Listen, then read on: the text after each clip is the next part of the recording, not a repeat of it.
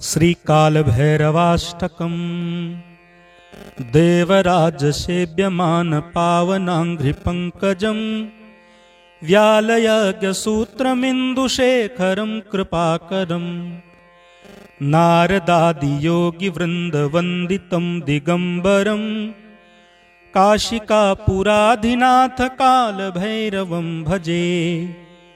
भानुकोटिभास्वरं भवाब्धितारकं परं नीलकण्ठमीप्सितार्थदायकं त्रिलोचनं कालकालमम्बुजासमक्षशूलमक्षरं काशिकापुराधिनाथकालभैरवं भजे। शूलटङ्कपाशदण्डपाणिमादिकारणं श्यामकायमादिदेवमक्षरं निरामयम् भीमविक्रमं प्रभुं विचित्रताण्डवप्रियं काशिकापुराधिनाथकालभैरवं भजे। भुक्तिमुक्तिदायकं प्रशस्तचारुविग्रहं भक्तवत्सलं स्थितं समस्तलोकविग्रहम् विनिक्वणनमनोज्ञहेमकिङ्किणीलसत्कटिं काशिकापुराधिनाथकालभैरवं भजे। धर्मसेतुपालकं त्वधर्ममार्गनाशकं कर्मपाशमोचकं सुशर्मदायकं विभुं स्वर्णवर्णशेषपाशशोभिताङ्गमण्डलं काशिकापुराधिनाथकालभैरवं भजे। रत्नपादुकाप्रभाभिरामपादयुग्मकं नित्यमद्वितीयमिष्टदैवतं निरञ्जनं मृत्युदर्पनाशनं करालदंष्ट्रमोक्षणं काशिकापुराधिनाथकालभैरवं भजे। अट्टहासभिन्नपद्मजाण्डकोशसन्ततिं दृष्टिपातनष्टपापजालमुग्रशासनम् अष्टसिद्धिदायकं कपालमालिकन्धरं काशिकापुराधिनाथकालभैरवं भजे। भूतसङ्घनायकं विशालकीर्तिदायकं काशीवासलोकपुण्यपापशोधकं विभुं नीतिमार्गकोविदं पुरातनं जगत्पतिं काशिकापुराधिनाथकालभैरवं भजे। कालभैरवाष्टकं पठन्ति ये मनोहरं ज्ञानमुक्तिसाधकं विचित्रपुण्यवर्धनं शोकमोहदैन्यलोभकोपतापनाशनं ते प्रयान्ति कालभैरवाग्निसन्निधिं ध्रुवम्।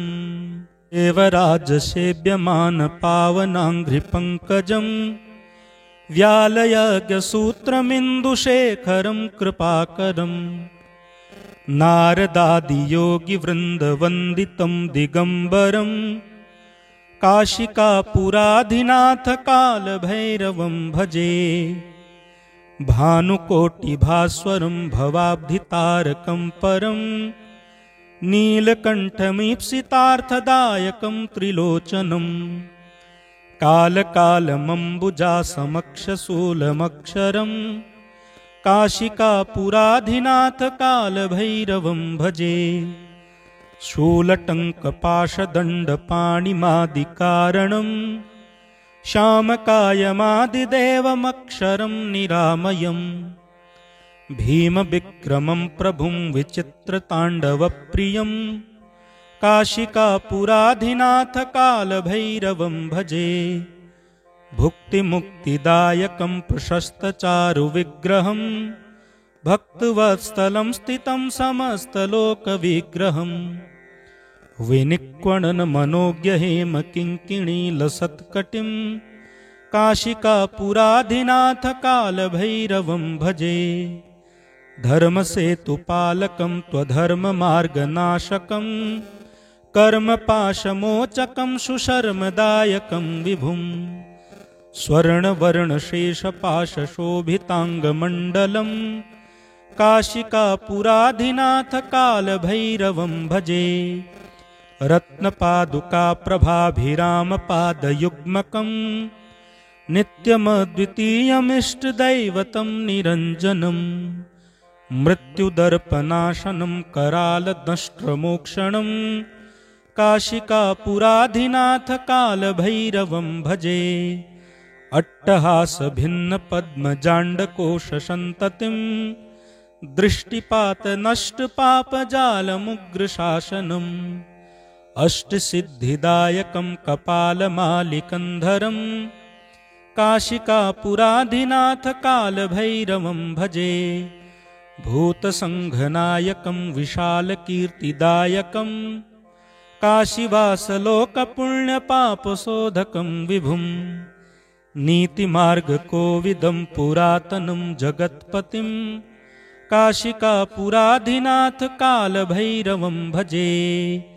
कालभैरवाष्टकं पठन्ति ये मनोहरं ज्ञानमुक्तिसाधकं विचित्रपुण्यवर्धनम् शोकमोहदैन्यलोभकोपतापनाशनं ते प्रयान्ति कालभैरवाग्निसन्निधिं ध्रुवम्। देवराजसेव्यमानपावनाङ्घ्रिपङ्कजं व्यालयज्ञसूत्रमिन्दुशेखरं कृपाकरं नारदादियोगिवृन्दवन्दितं दिगम्बरं काशिकापुराधिनाथ कालभैरवं भजे।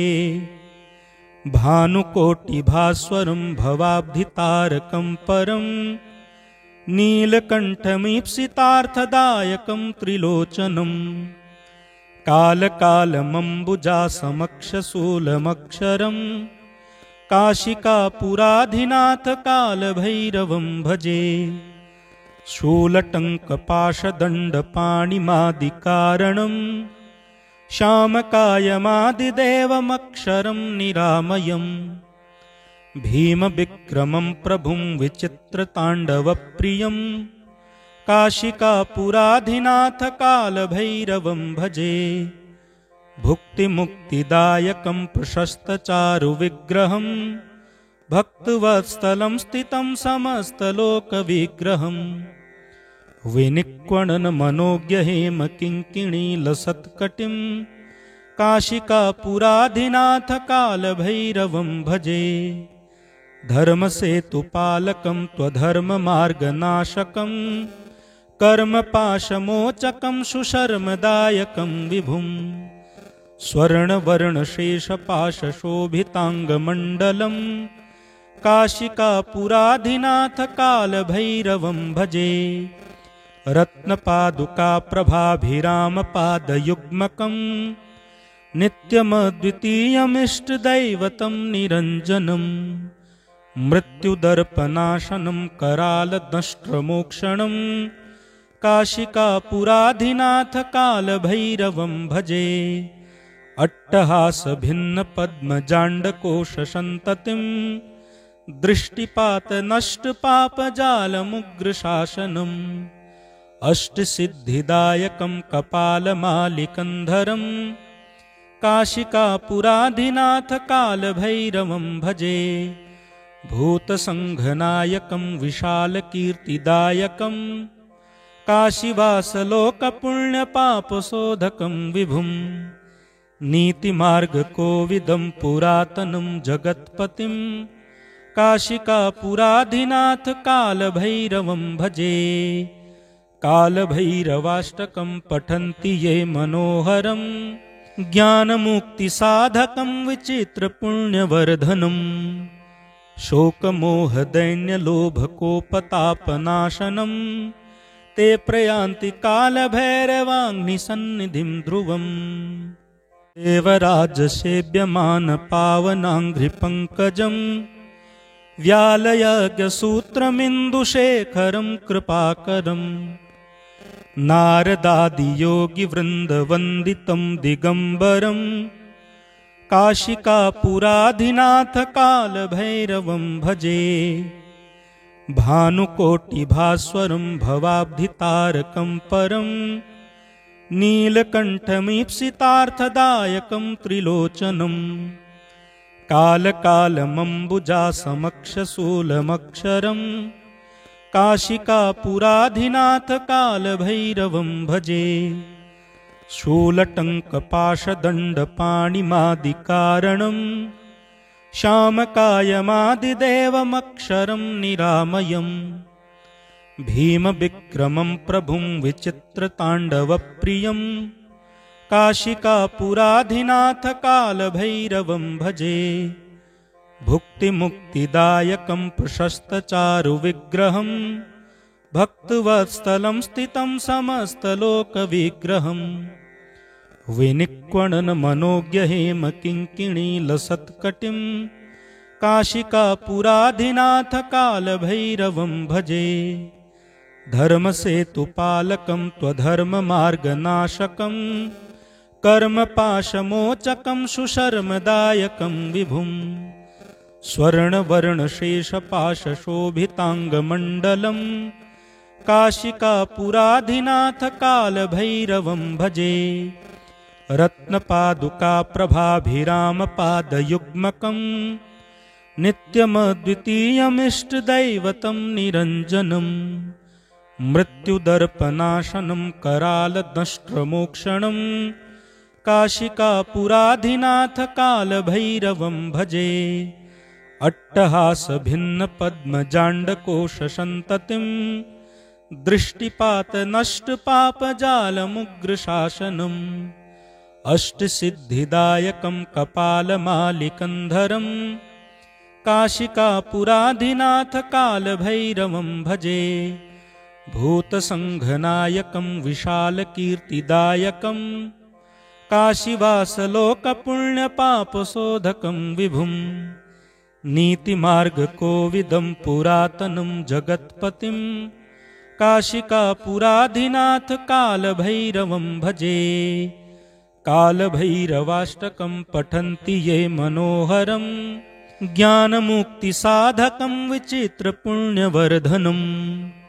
शोकमोहदैन्यलोभकोपतापनाशनं ते प्रयान्ति कालभैरवाग्निसन्निधिं ध्रुवम्। देवराजसेव्यमानपावनाङ्घ्रिपङ्कजं व्यालयज्ञसूत्रमिन्दुशेखरं कृपाकरं। नारदादियोगिवृन्दवन्दितं दिगम्बरं काशिकापुराधिनाथ कालभैरवं भजे। भानुकोटिभास्वरं भवाब्धितारकं परं नीलकण्ठमीप्सितार्थदायकं त्रिलोचनम्। कालकालमम्बुजासमक्षशूलमक्षरं काशिकापुराधिनाथ कालभैरवं भजे। शूलटङ्कपाशदण्डपाणिमादिकारणं श्यामकायमादिदेवमक्षरं निरामयम्। भीमविक्रमं प्रभुं विचित्रताण्डवप्रियं काशिकापुराधिनाथ कालभैरवं भजे। भुक्तिमुक्तिदायकं प्रशस्तचारुविग्रहं भक्तवत्सलं स्थितं समस्तलोकविग्रहम्। विनिक्वणनमनोज्ञहेमकिङ्किणीलसत्कटिं काशिकापुराधिनाथ कालभैरवं भजे। धर्मसेतुपालकं त्वधर्ममार्गनाशकं कर्मपाशमोचकं सुशर्मदायकं विभुम्। स्वर्णवर्णशेषपाशशोभिताङ्गमण्डलं काशिकापुराधिनाथ कालभैरवं भजे।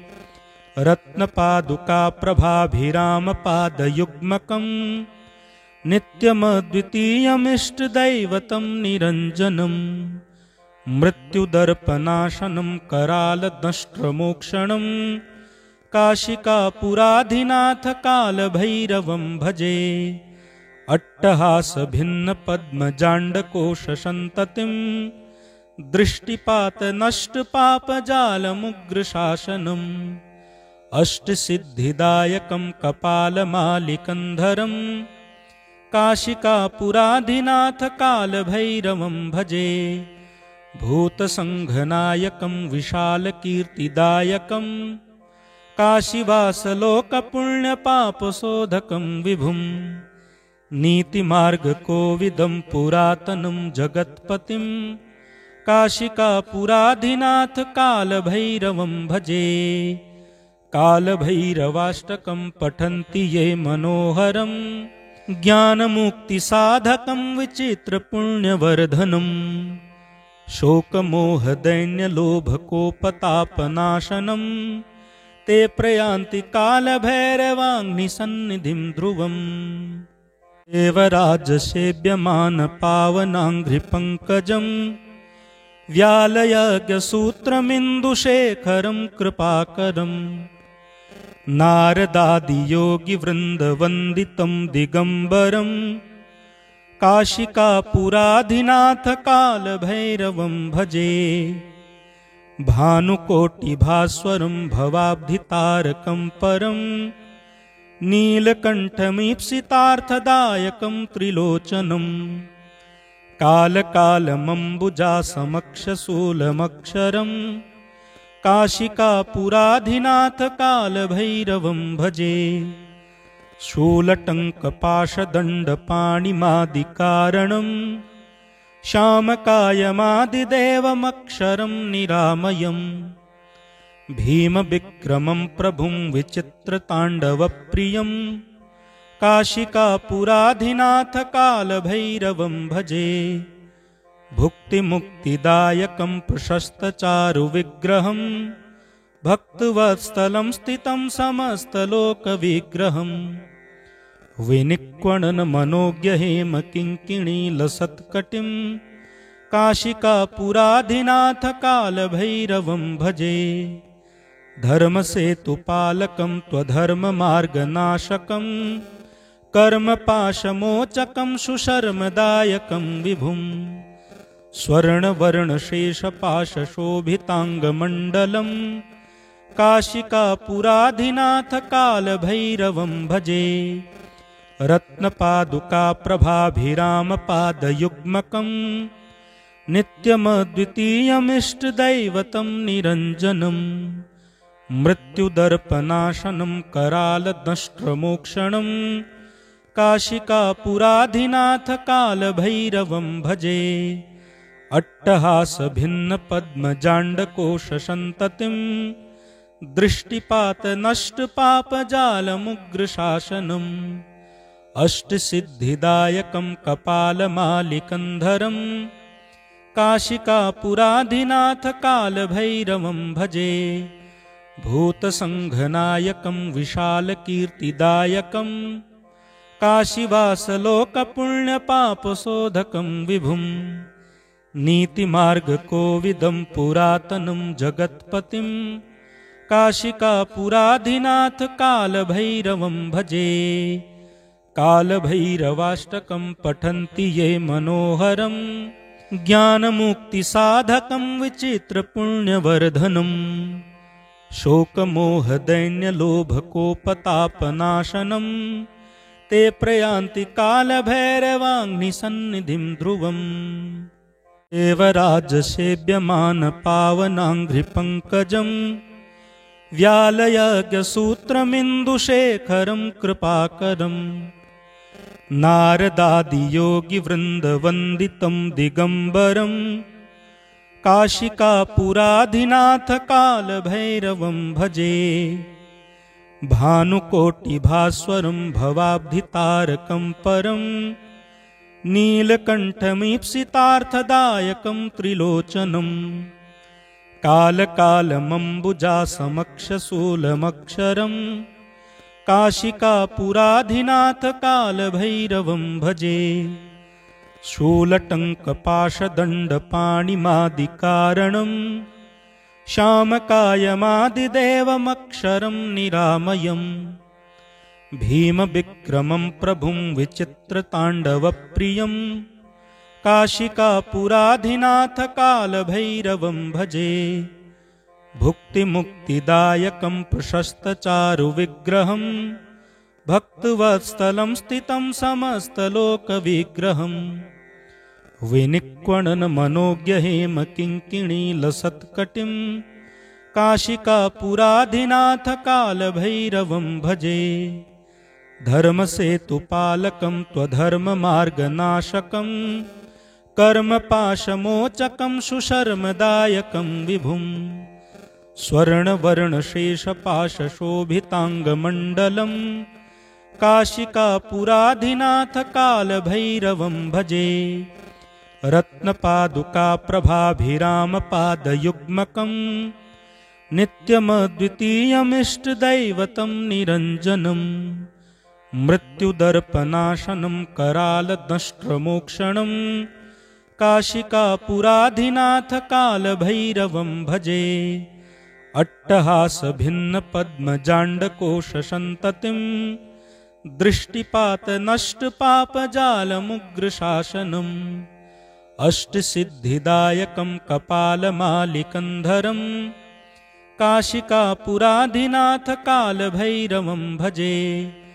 भूतसङ्घनायकं विशालकीर्तिदायकं काशीवासलोकपुण्यपापशोधकं विभुम् नीतिमार्गकोविदं पुरातनं जगत्पतिं काशिकापुराधिनाथकालभैरवं भजे कालभैरवाष्टकं पठन्ति ये मनोहरं ज्ञानमुक्तिसाधकं विचित्रपुण्यवर्धनम् शोकमोहदैन्यलोभकोपतापनाशनं ते प्रयान्ति कालभैरवाग्निसन्निधिं ध्रुवम् देवराजसेव्यमानपावनाङ्घ्रिपङ्कजं व्यालयज्ञसूत्रमिन्दुशेखरं कृपाकरं नारदादियोगिवृन्दवन्दितं दिगम्बरं काशिकापुराधिनाथकालभैरवं भजे भानुकोटिभास्वरं भवाब्धितारकं परं नीलकण्ठमीप्सितार्थदायकं त्रिलोचनं कालकालमम्बुजासमक्षशूलमक्षरं काशिकापुराधिनाथकालभैरवं भजे शूलटङ्कपाशदण्डपाणिमादिकारणं श्यामकायमादिदेवमक्षरं निरामयम् भीमविक्रमं प्रभुं विचित्रताण्डवप्रियं काशिकापुराधिनाथकालभैरवं भजे भुक्तिमुक्तिदायकं प्रशस्तचारुविग्रहं भक्तवत्सलं स्थितं समस्तलोकविग्रहं विनिक्वणनमनोज्ञहेमकिङ्किणीलसत्कटिं काशिकापुराधिनाथकालभैरवं भजे धर्मसेतुपालकं त्वधर्ममार्गनाशकं कर्मपाशमोचकं सुशर्मदायकं विभुम् स्वर्णवर्णशेषपाशशोभिताङ्गमण्डलं काशिकापुराधिनाथकालभैरवं भजे रत्नपादुकाप्रभाभिरामपादयुग्मकं नित्यमद्वितीयमिष्टदैवतं निरञ्जनं मृत्युदर्पनाशनं करालदंष्ट्रमोक्षणं काशिकापुराधिनाथकालभैरवं भजे अट्टहासभिन्नपद्मजाण्डकोशसन्ततिं दृष्टिपातनष्टपापजालमुग्रशासनम् अष्टसिद्धिदायकं कपालमालिकन्धरं काशिकापुराधिनाथकालभैरवं भजे भूतसङ्घनायकं विशालकीर्तिदायकं काशीवासलोकपुण्यपापशोधकं विभुम् नीतिमार्गकोविदं पुरातनं जगत्पतिं काशिकापुराधिनाथकालभैरवं भजे कालभैरवाष्टकं पठन्ति ये मनोहरं ज्ञानमुक्तिसाधकं विचित्रपुण्यवर्धनम् शोकमोहदैन्यलोभकोपतापनाशनं ते प्रयान्ति कालभैरवाग्निसन्निधिं ध्रुवम् देवराजसेव्यमानपावनाङ्घ्रिपङ्कजं व्यालयज्ञसूत्रमिन्दुशेखरं कृपाकरं नारदादियोगिवृन्दवन्दितं दिगम्बरं काशिकापुराधिनाथ कालभैरवं भजे। भानुकोटिभास्वरं भवाब्धितारकं परं नीलकण्ठमीप्सितार्थदायकं त्रिलोचनं कालकालमम्बुजासमक्षशूलमक्षरं काशिकापुराधिनाथ कालभैरवं भजे। शूलटङ्कपाशदण्डपाणिमादिकारणं श्यामकायमादिदेवमक्षरं निरामयम् भीमविक्रमं प्रभुं विचित्रताण्डवप्रियं काशिकापुराधिनाथ कालभैरवं भजे। भुक्तिमुक्तिदायकं प्रशस्तचारुविग्रहं भक्तवत्सलं स्थितं समस्तलोकविग्रहं विनिक्वणनमनोज्ञहेमकिङ्किणीलसत्कटिं काशिकापुराधिनाथ कालभैरवं भजे। धर्मसेतुपालकं त्वधर्ममार्गनाशकं कर्मपाशमोचकं सुशर्मदायकं विभुं स्वर्णवर्णशेषपाशशोभिताङ्गमण्डलं काशिकापुराधिनाथ कालभैरवं भजे।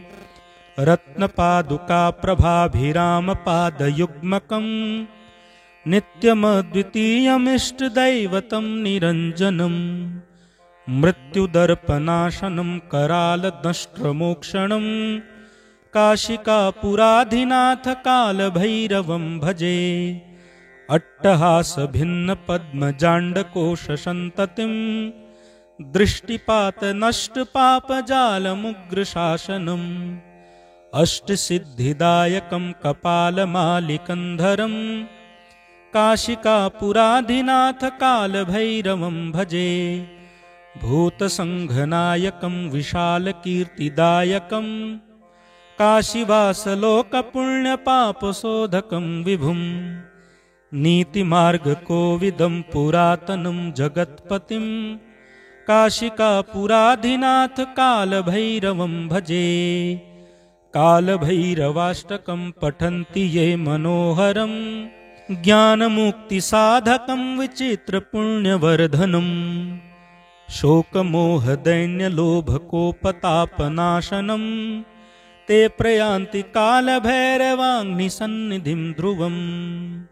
देवराजसेव्यमानपावनाङ्घ्रिपङ्कजं व्यालयज्ञसूत्रमिन्दुशेखरं कृपाकरं नारदादियोगिवृन्दवन्दितं दिगम्बरं काशिकापुराधिनाथ कालभैरवं भजे। भानुकोटिभास्वरं भवाब्धितारकं परं नीलकण्ठमीप्सितार्थदायकं त्रिलोचनं कालकालमम्बुजासमक्षशूलमक्षरं काशिकापुराधिनाथ कालभैरवं भजे।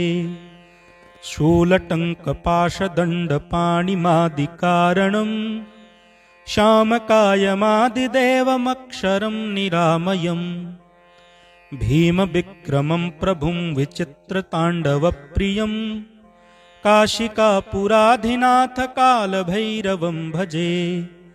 भुक्तिमुक्तिदायकं प्रशस्तचारुविग्रहं भक्तवत्सलं स्थितं समस्तलोकविग्रहं विनिक्वणनमनोज्ञहेमकिङ्किणीलसत्कटिं काशिकापुराधिनाथ कालभैरवं भजे। धर्मसेतुपालकं त्वधर्ममार्गनाशकं कर्मपाशमोचकं सुशर्मदायकं विभुं स्वर्णवर्णशेषपाशशोभिताङ्गमण्डलं काशिकापुराधिनाथ कालभैरवं भजे। रत्नपादुकाप्रभाभिरामपादयुग्मकं नित्यमद्वितीयमिष्टदैवतं निरञ्जनं मृत्युदर्पनाशनं करालदंष्ट्रमोक्षणं काशिकापुराधिनाथ कालभैरवं भजे। अट्टहासभिन्नपद्मजाण्डकोशसन्ततिं दृष्टिपातनष्टपापजालमुग्रशासनम् अष्टसिद्धिदायकं कपालमालिकन्धरम् काशिकापुराधिनाथ कालभैरवं भजे भूतसङ्घनायकं विशालकीर्तिदायकं काशीवासलोकपुण्यपापशोधकं विभुं नीतिमार्गकोविदं पुरातनं जगत्पतिं काशिकापुराधिनाथ कालभैरवं भजे कालभैरवाष्टकं पठन्ति ये मनोहरं ज्ञानमुक्तिसाधकं विचित्रपुण्यवर्धनम् शोकमोहदैन्यलोभकोपतापनाशनं ते प्रयान्ति कालभैरवाग्निसन्निधिं ध्रुवम्।